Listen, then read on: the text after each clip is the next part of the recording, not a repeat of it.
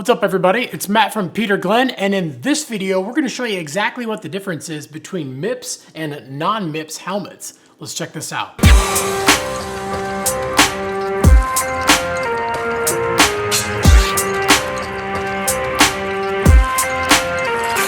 So when it comes to snow sports, we obviously want to protect our heads. I always say nothing below your head works if your head doesn't work. And that's what helmets are for. Whether they have the MIPS system or not, they're all going to protect your head way more than just a beanie. So when it comes to helmets, a lot of them are made very, very similar. We've also got the liner on the inside. That basically is giving you warmth, comfort, and a little bit of padding on the inside, just giving you that overall nice feel like you're wearing just a hat. And then we have that inner foam, and that's there giving you a lot of your protection. It's very, very lightweight. And most importantly, when you do actually hit your head, that foam is what gets destroyed instead of your head. And then obviously on the outside, we have the shell, which is usually made out of a hard plastic, sometimes carbon.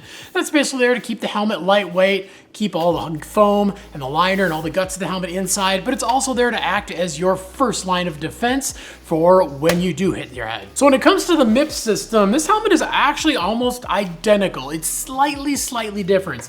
But in general, we're looking at two helmets here from Smith, and these are both the Smith Vantage. This is the standard Vantage. This is the Vantage MIPS. Obviously, other than the color, we look at the ventilation, we look at the shell, the foam, the liner, the ear pads, even down to the fit system on the back. It looks identical. But what the MIPS system is it's this thin plastic that's actually in between the liner and the foam. Now, in the regular version, the liner of the helmet is attached right to that inner foam. But on the MIPS system, you actually have the liner attached to that thin plastic, and then that thin plastic is attached to the foam. Now, what makes this different is that plastic, the way that they attach it, it can allow the liner to shift and kind of move a little bit and rotate with your head. Now, how this works and how this protects your head is this is slowing down rotational trauma. When you hit your head, especially when you're out doing snow sports, you're not just standing there and getting hit in the head.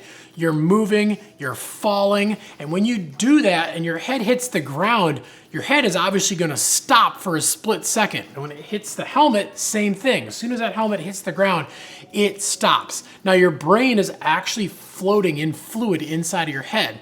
And obviously if you're moving and boom, you hit your head, your brain, since it's floating in that fluid, is actually gonna wanna do this inside your head. It's gonna rotate a little bit and stop. And that actually can cause rotational trauma. So you actually have trauma from hitting your head, but also from your brain moving and stopping really quickly.